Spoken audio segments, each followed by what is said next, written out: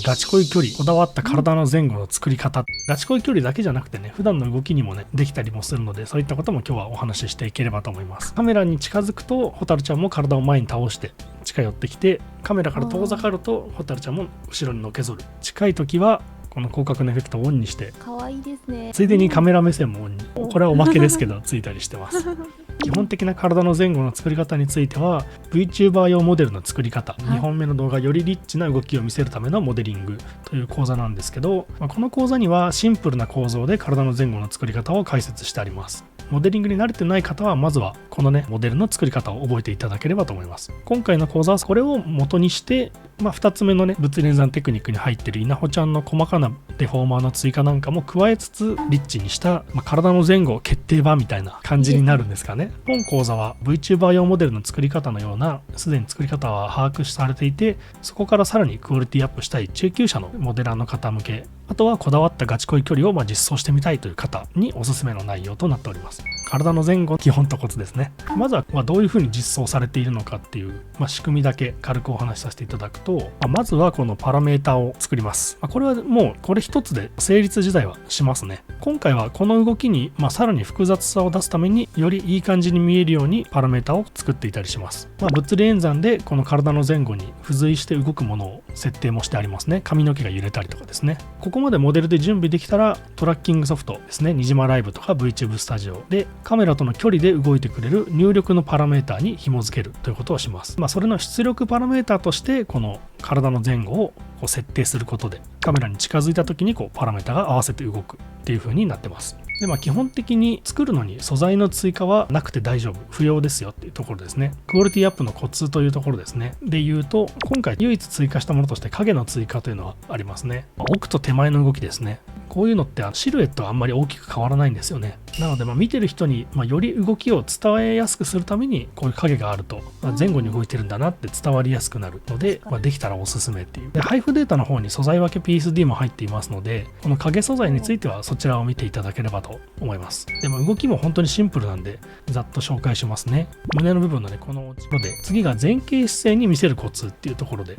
先ほどお話しした通り、前後だとねシルエットの変化があまり起きないので、デフォーマーの中央の方でしっかり凹凸凸凹感を見せれると良いかなと思います。この体の曲面とかですね、こういったところで前に倒れた時に、しっかり凸凹感みたいなものを出したり、この胸のあたりですね、この辺もかなりグッと下げたりして、これがコツの最後に物理演算の方もちょっとお話ししていきたいと思います。物理演算はグループがねあって、グループ編集でまとめてカメラレンズのような広角表現の作り方ということで、まずレンズの広角な表現の特徴についてちょっとお話しさせていただくと、望遠ですねイコール遠くへあるもの、広角っていうのは近くにあるもの。こういうトイレットペーパーの芯があったとします。ここに丸をね書きまして、このじゃあトイレットペーパーの芯をゆなさんのもう本当に目の前まで持ってきました。目の前まで持ってくるとこんな感じに見えると思いません？これは目の前にありますね。はい。とすると本来ねこういう同じ大きさの赤い丸ですけど、こうやって目の前まで見ると手前と奥の赤丸で大きさに差が出ますよね。こういう感じでカメラに近いと手前と奥で大きさに差が出るようになるんですよね。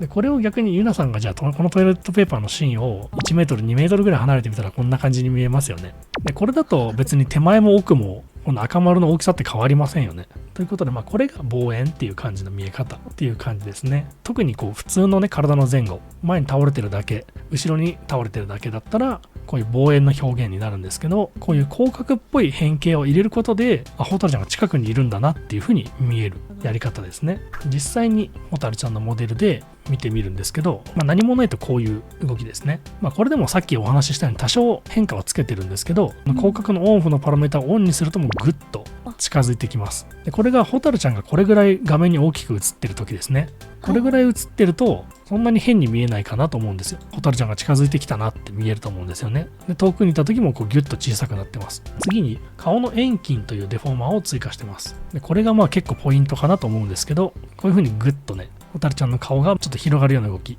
がついてるんですけど、動きがついてないとこんな感じですね。